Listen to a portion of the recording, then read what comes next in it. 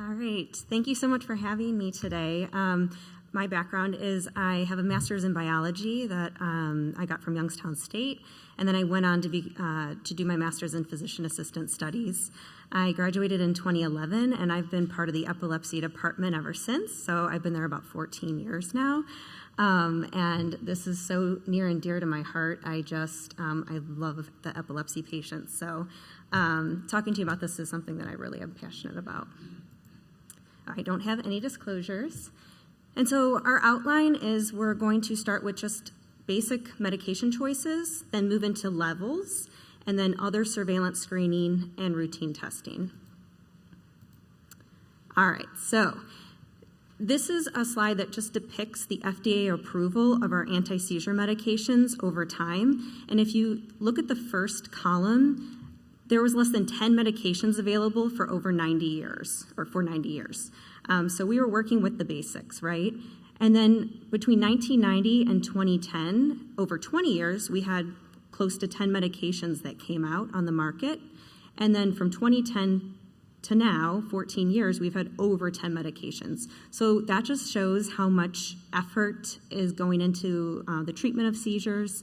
And it's really exciting because we're just continuing to develop new ways to treat our patients. These medications are further broken down or thought about in generations. So we have first, second, and third generation ASMs. And as we move from first to third generation, we improve the pharmacokinetics, we decrease drug-drug interactions, and we typically have better tolerability with side effects. So, okay, well, there's over 25 medications that I can prescribe. Which one do I choose? And this is all things that go into the art of prescribing an anti-seizure medication. Just to highlight a couple, obviously seizure type is very important. What are the side effects that we might experience? Are they of reproductive age, as we just heard? What's the half-life? Can I reliably have someone take something 3 times a day, or do I need to move that to 2 or once a day for compliance? Do they have an epilepsy syndrome, specific medications for different syndromes? And then, what formulation or what's the cost? Do they have insurance? Can I get them on a brand medication? All right, so just a disclaimer, this is not the FDA approval. This is how I clinically practice, and there's a lot of, primary literature that supports this thought process behind prescribing anti-seizure medications. So I'm going to start on the right-hand side on generalized seizures. And so if we look at absence or staring seizures, ethosuximide, valproate, lamotrigine, and levetiracetam are the ones we think about starting in our childhood population is when we typically see those develop. Epileptic spasms, which many people know as infantile spasms, we use ACTH, vigabatrin, and prednisone steroids. And then our other more common, generalized seizure presentations, we usually, the first 5 medications on that list are the ones that we would typically start with. The ones below that are in parentheses are ones that if they don't tolerate those, they have side effects, they have allergies, we might kind of dabble in some other options or additional medications if they're having breakthrough seizures. Then moving to the left-hand side is focal seizures or partial epilepsy. You get a lot more options when we move into the focal realm. Many focal medications, as Liz mentioned, can potentially make generalized epilepsy worse. And so you have to be very careful starting a medication in someone that you don't have a good diagnosis of. But the nice thing is that focal seizures, you can use all of those meds plus all of the medications in the generalized category. So if I'm thinking of someone that does not have a diagnosis, I'm most likely sticking with these 5 medications. And so that's where that type of thought process comes from. And I feel like I had this tattooed on my arm early on in my career so that we can make sure we start the right medicine on patients. All right, so moving on to serum levels. I think this is a very interesting topic. I know it varies what neurologists will decide or practicing providers that practice in neurology will decide to do with anti-seizure medication levels. But basically, serum levels are we think of as the brain concentration of the medicine. And they established the ranges of these medication levels in clinical trials, where we think that the low end of the range is where there's more risk for breakthrough seizures, and as we move up the range to the high end, that's where we start to see the more significant adverse effects. So we know levels can vary for many reasons, and that can really be patient-specific or individualized, and also like in their genetics, how we clear the drugs. So I'm going to touch base on each one of these common indications to order some medication levels. The first is therapeutic drug monitoring. So we want to avoid pseudo-resistance. And pseudo-resistance is either I picked the wrong medication or I didn't dose it appropriately. So if you don't get it to the right dose and it's being underutilized, people can have breakthrough seizures. So we want to establish a therapeutic level.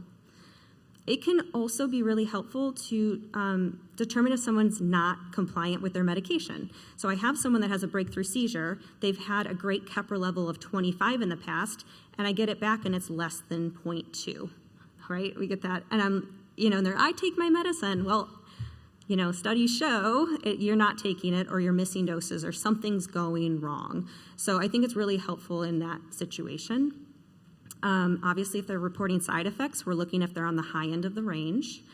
And then in malabsorption and metabolism, if you have a suspected GI tract absorption issue, like I'm taking the medicine, it's not working, that's a good time. Or if they're like the fast metabolizers or slow metabolizers, that can be like genetic polymorphisms or if they have impaired renal or hepatic clearance. Pregnancy. All right, so we just spent a long time on pregnancy, which was amazing. But in clinical practice, I want to get a level before they become pregnant. That helps me to understand so I get a baseline where they're doing great, because that's going to help me down the line decide, do I need to adjust that level to stay the same, right? I want to just get it to the same point that they are currently at doing well. That's because during pregnancy, we have increased seizure medication clearance, there's altered protein binding, and there's increased kidney blood flow. So those medicines are going through the system a lot faster, and so we often see those levels drop. So there's two main studies that are more recent that I feel like are good, studies to talk about at this point. There's the Empire study. That was published in 2018, and that's a double-blinded randomized study that looked at 4 medications. So lamotrigine, levetiracetam, carbamazepine, and phenytoin. And from their study, they said that there's really no evidence that there's a purpose to get a serum level versus just to watch clinical features. Now, clinically, I disagree with that. I feel like I would not be doing my patients a service if I'm waiting for them to call me with a seizure to increase their medication.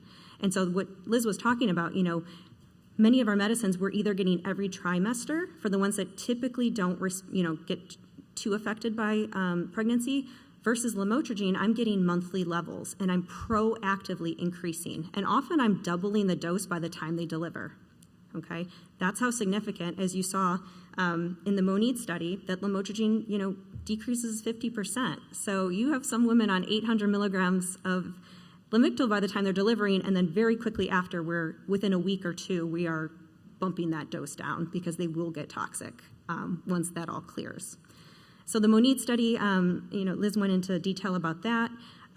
This was it was a well-anticipated and wonderfully written study with multiple aims to show, it's wonderful. I highly recommend reading it. For this purpose, it was, just showed all those medication levels that are decreasing during pregnancy, but it also showed wonderful outcomes of women who are comparing on medications for epilepsy and not on medications, and very similar outcomes, which is good to make our patients feel a little better about taking their medicine. All right, so question number 1. In the United States, how long does a person with epilepsy need to be seizure-free to resume driving privileges?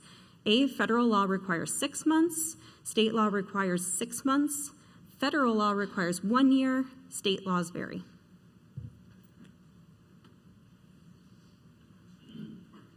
All right, so wonderful. It is, state laws vary. And just to break that down a little bit, we're not clinically trained to be providers in traffic medicine. I don't know how many people are that in the country, but as neurologists or practicing in neurology, we're asked to clear to drive, right? And so there's that balance between what's patient safety and what's individual independence for a patient. And we have to balance that. And we're not regulated by the federal government, we're regulated by the state you practice in. So it's anywhere, it can be either by, the time, so 3 to 12 months is typical, versus some have adopted more of a flexible regulation where it's the provider's decision what they allow the patient to do. So this is a typical precautions that I would give a newly diagnosed patient, what they should avoid. In that, I always put that they need to be cleared by a neurologist to drive. If they have active epilepsy, they should not be driving, and that the state laws vary.